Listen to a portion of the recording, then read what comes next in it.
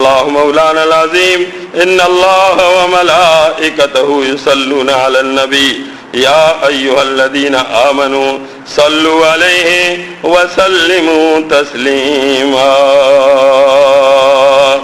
اللہم صل علی محمد وعلی آل محمد کما صلیت علی ابراہیم وعلی آل ابراہیم انک حمید مجید اللہم بارک علی محمد وعلی آل محمد کما بارکت علی ابراہیم وعلی آل ابراہیم انک حمید مجید۔ میرا آپ کا یہ عقیدہ، دنیا میں 1,24,000 پیغمبروں نے آنا ہے اور میرے آپ کے آقا آخری پیغمبر ہیں، میرے آپ کے آقا آخری پیغمبر۔ آپ نے ارشاد فرمایا انہو سیکون بعدی 30 دجالون کذابون یزعم کلہم انہو نبی وانا خاتم النبیین۔ آپ نے ارشاد فرمایا او میرا کلمہ پڑھنے والوں، میرے غلاموں، غور سے میری بات سن لو، انہو سیکون بعدی، میرے بعد، سیکون بعدی 30 دجالون کذابون، میرے بعد 30 دجال کذاب آئیں گے۔ کتنے آئیں گے؟ 30 دجال کذاب آئیں گے، لیکن وہ دجال کذاب ہوں گے یزعم کلہم انہ نبی، ان میں سے ہر ایک یہ دعویٰ کرے گا میں پیغمبر ہوں۔ او میرا کلمہ پڑھنے والوں غور سے سن لو، میں پہلے سے بتاتا ہوں وہ دجال کذاب ہوں گے۔ انا خاتم النبیین، میں آخری پیغمبر، میرے بعد کسی قسم کا کوئی پیغمبر آنے والا نہیں۔ دیکھو میرا آپ کا یہ عقیدہ، 1,24,000 پیغمبر، ایک پیغمبر آتا، آنے والے پیغمبر کے بارے میں بتا دیتا، آنے والے پیغمبر کے بارے میں بتا دیتا۔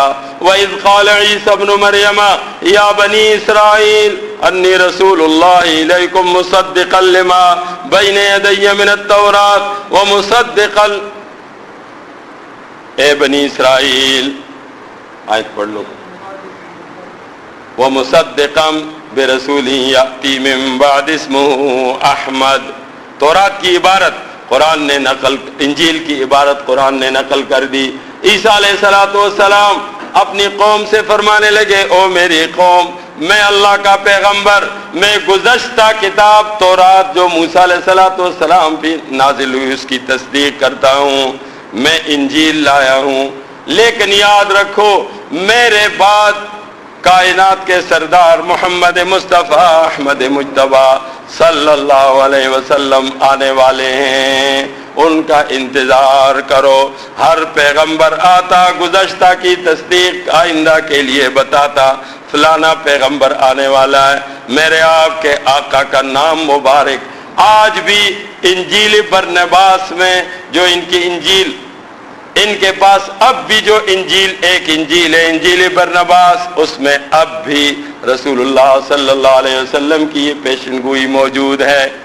اب سوال یہ پیدا ہوتا ہے، میرے آپ کے آقا آخری پیغمبر، میرے آپ کے آقا، آپ نے ارشاد فرمایا میرے بعد پیغمبر تو آئیں گے نہیں، دجال آئیں گے، کذاب آئیں گے۔ اب سلسلہ نبوت کیسے چلے گا؟ سلسلہ نبوت کیسے چلے گا؟ غور سے بطور سبق کے سن لو، سبق پڑھا رہا ہوں، واعظ و نصیحت نہیں کر رہا، آگے سبق کے سنتے جاؤ۔ سوال یہ ہے سلسلہ نبوت کیسے چلے گا؟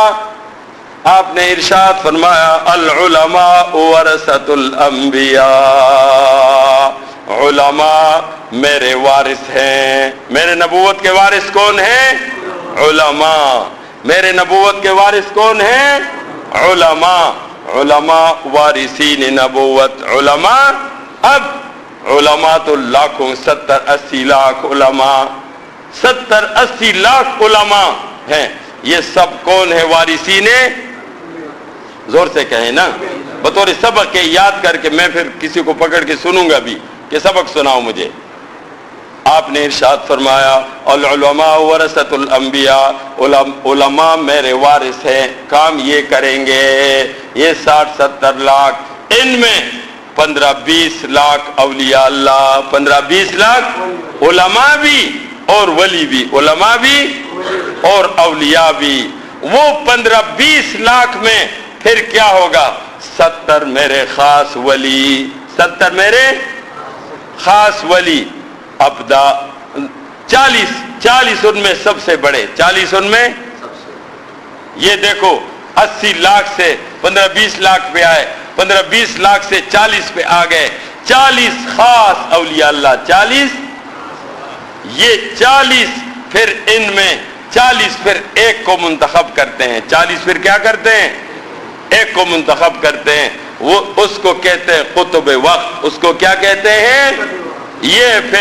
یہ تمام علماء وارثین نبوت ہیں، لیکن اس میں پھر یہ جو لاکھوں اولیاء اللہ خاص ہیں، لاکھوں میں پھر 40 بہت ہی خاص ہیں، اور ان میں پھر ایک قطب وقت ہوتا ہے، قطب۔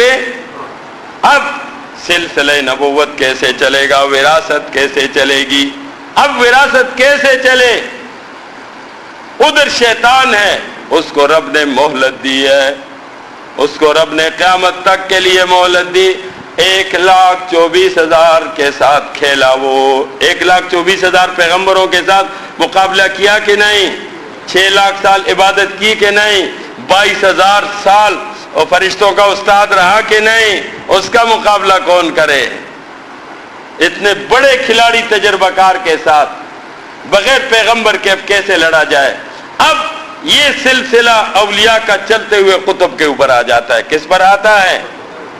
قطب، وہ جو اتنا بڑا دجالوں کا سردار شیطان، جس نے قسم اٹھائی ہے لَأَحْتَنِكَنَّ ذُرِّيَّتَهُ، میں ان کی جڑیں کاٹ کے رکھ دوں گا، میں ان کی جڑیں کاٹ کے رکھ دوں گا۔ وہ تجربہ کار ہے، اس کا کون مقابلہ کرے؟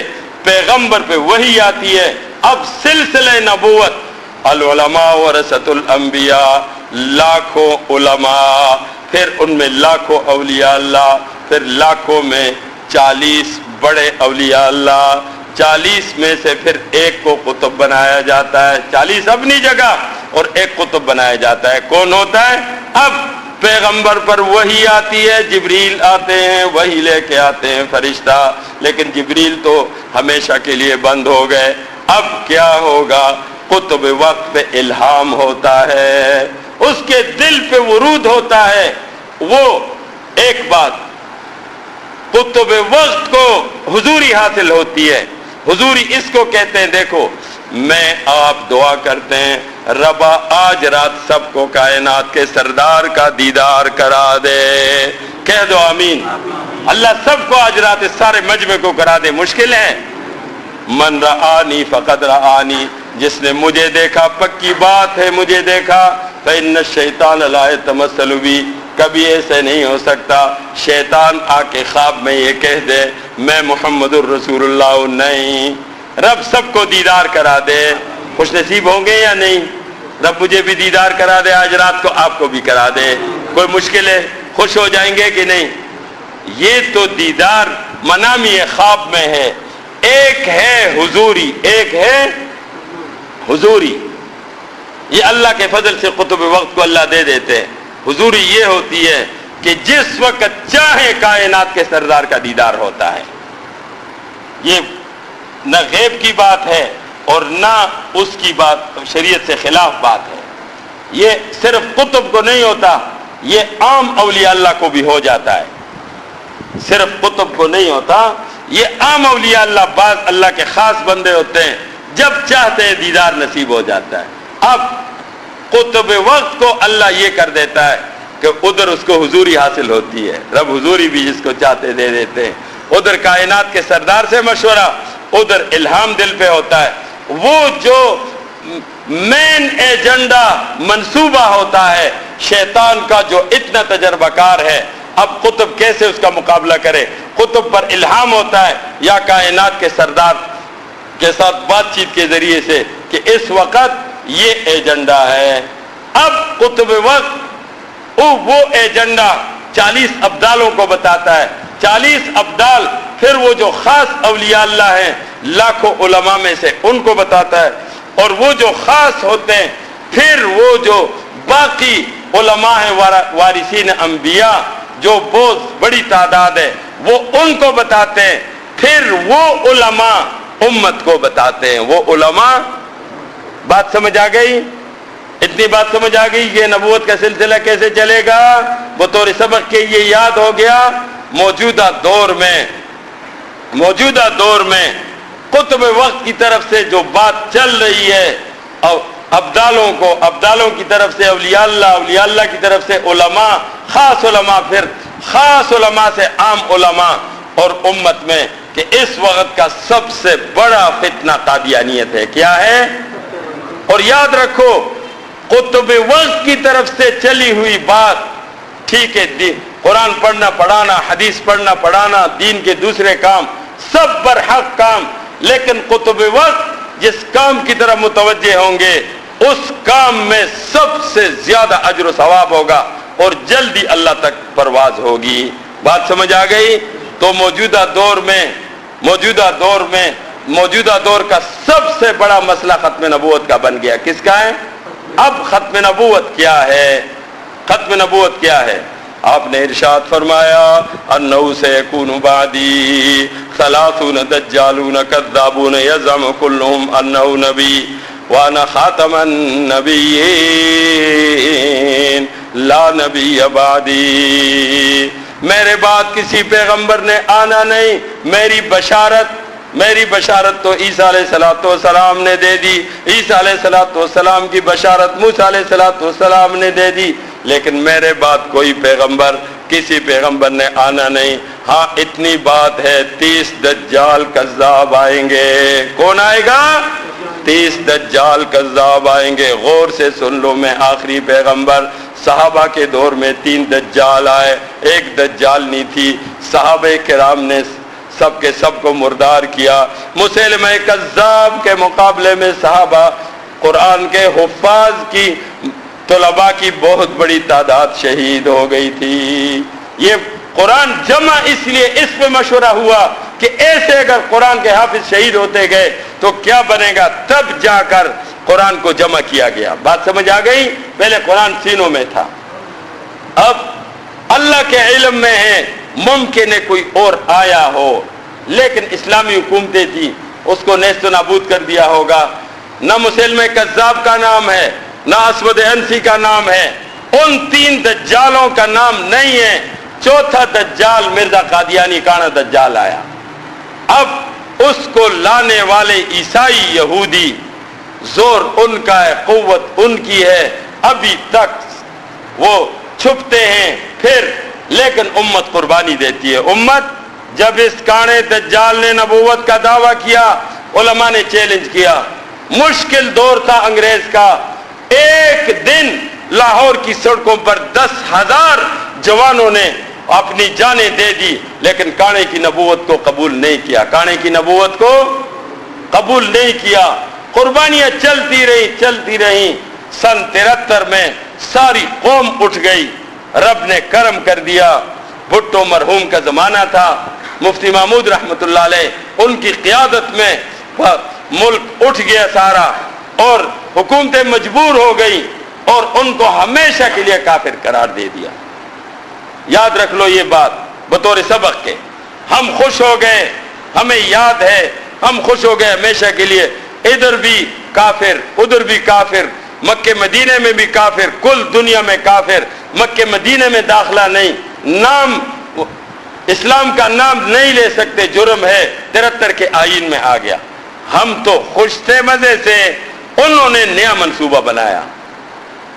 25 سال پہلے انہوں نے شکست تسلیم یہاں سے، جو ان کا موجودہ خلیفہ ہے یہ رجسٹرڈ زانی ہے، رجسٹرڈ زانی۔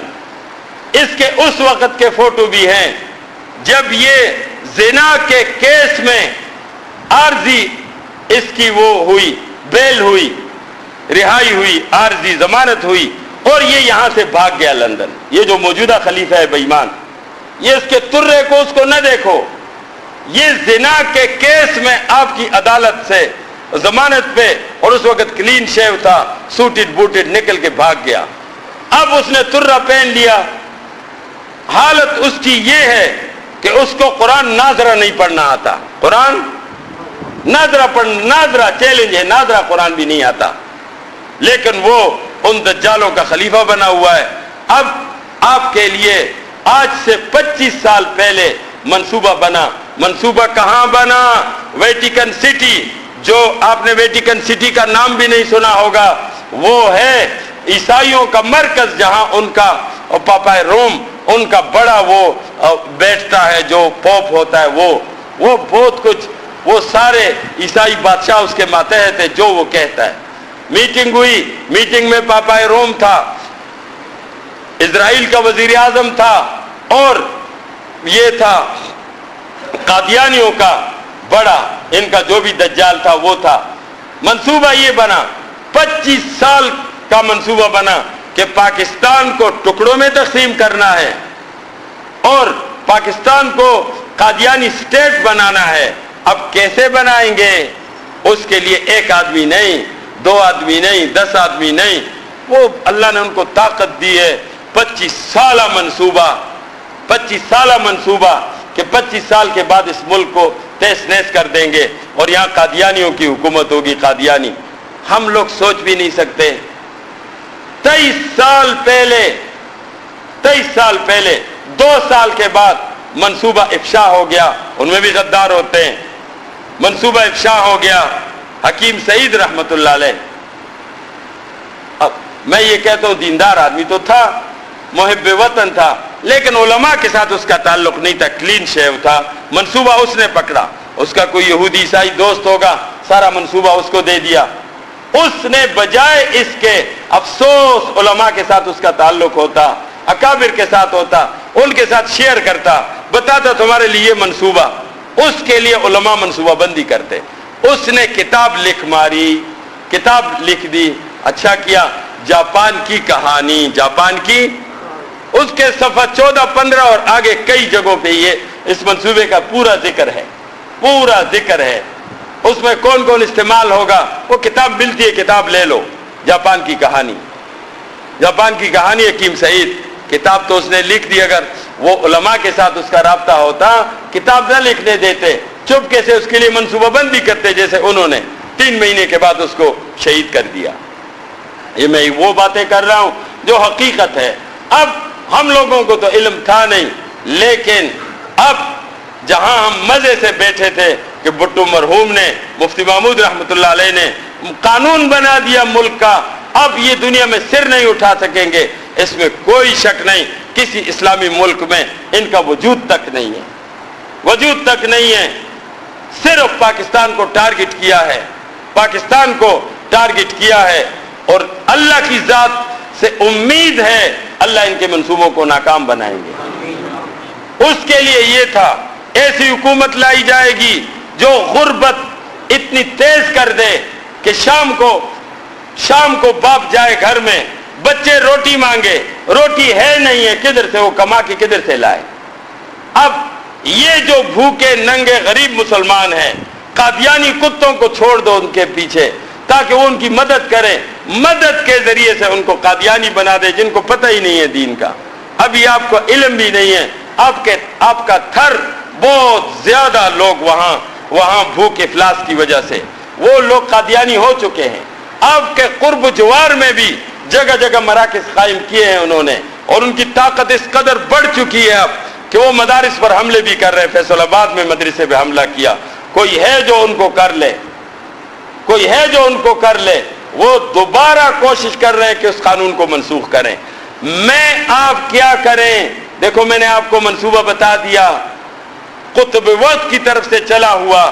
میں آپ کو بتا رہا ہوں کہ اس وقت ختم نبوت سب سے اہم مسئلہ ہے. ختم نبوت. اب آپ میں کیا کریں؟ سوٹے ڈنڈے لے لیں؟ نہیں. کیا کرو؟ کچھ بھی نہ کرو. دیکھو اتنا کر لو. رائے کے ایک بزرگ ہیں مفتی محمد حسن صاحب، بہت بڑے ولی اللہ انسان ہیں، رائے کے بزرگوں میں سے ہے، شیخ الحدیث ہے. انہوں نے ایک کتابچہ لکھا ہے، کتابیں تو بہت ہیں، 4 صفحے کا کتابچہ ہے. قادیانی عقائد کے بارے میں میرے پاس تھے ابھی لیکن ختم ہو گئے، میں لانا چاہتا تھا کہ میں آپ کو دکھا دوں۔ وہ کتابچہ لے لو، وہ کتابچہ لے لو، 4 صفحے کا ہے، وہ خود پڑھ لو۔ پہلے کیا کرو، اس میں صرف یہ لکھا ہے، مرزا قادیانی کے کتابوں کے حوالے ہیں، رب کے بارے میں کیا کہا میں منہ پہ نہیں لا سکتا، کائنات کے سردار کے بارے میں کیا کہا منہ پہ نہیں لا سکتا، عیسیٰ علیہ السلام کے بارے میں کیا کہا میرے ہاتھ میں اللہ کا کلام ہے میں منہ پہ نہیں لا سکتا، حضرت حسن حسین کے بارے میں، صحابہ کے بارے میں کیا کیا لکھا ہے اس حرامی نے، کنجر دجال نے، نشے میں حرامزادے نے جو لکھا ہے میں منہ پہ نہیں لا سکتا۔ وہ کتابچہ لے لو، شبان ختم نبوت والوں کا، مفتی محمد حسن صاحب کا لکھا ہوا ہے، وہ کتابچہ لے لو۔ میں نے دیا، تقسیم کیے۔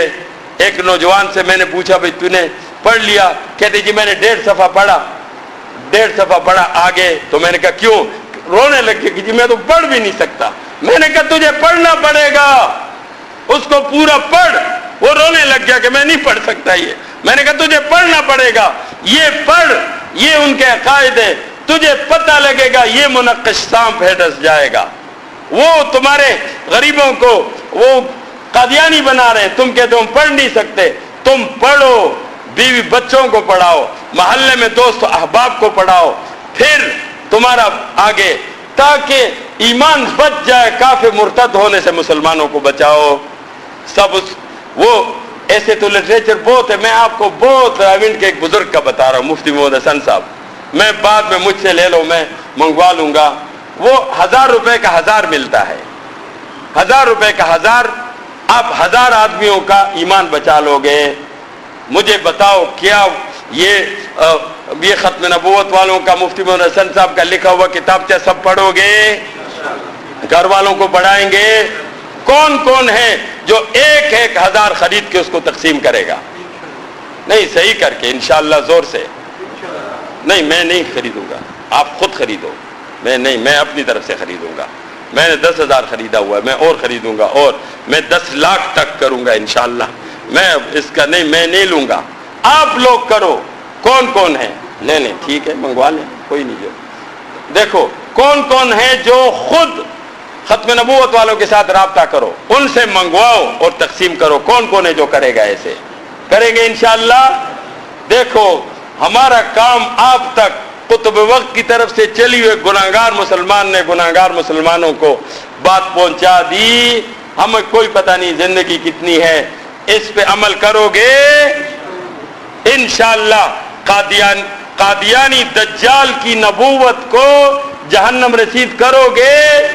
ابھی تو اور دجال، ابھی تو بہت سارے دجال رہتے ہیں، یہ تو ابھی 4 آئے ہیں، وہ تو 30، ابھی تو 26 یہ باقی ہیں۔ پھر ان کا سردار آئے گا مسیح الدجال، وہ کڑ دجال جو آئے گا، خدا کی پناہ جس سے رسول اللہ مبارک نے پناہ مانگی ہے۔ ہم تو اس کا مقابلہ نہیں، اس کا کون کرے گا؟ ایک روایت میں 70,000 آدمی بچ جائیں گے، باقی کافر ہو جائیں گے۔ تو پیارو، اس وقت دینی کاموں میں سب سے تیز رفتار کام کون سا ہے؟ سب پر واجب ہے ختم نبوت۔ ختم نبوت والوں کو تلاش کرو اور ان کے ساتھ رابطہ رکھو۔ گلی محلے میں ختم نبوت کی یونٹیں بناؤ، اور ایک مسلمان اگر ان کے گھیرے میں آیا ہوا ہے اس کو سمجھاؤ کہ یہ کافر ہے، دجال ہے۔ یہ کرو گے انشاءاللہ۔ میں نے آپ تک بات پہنچا دی، آپ باقی امت تک بات پہنچا دو۔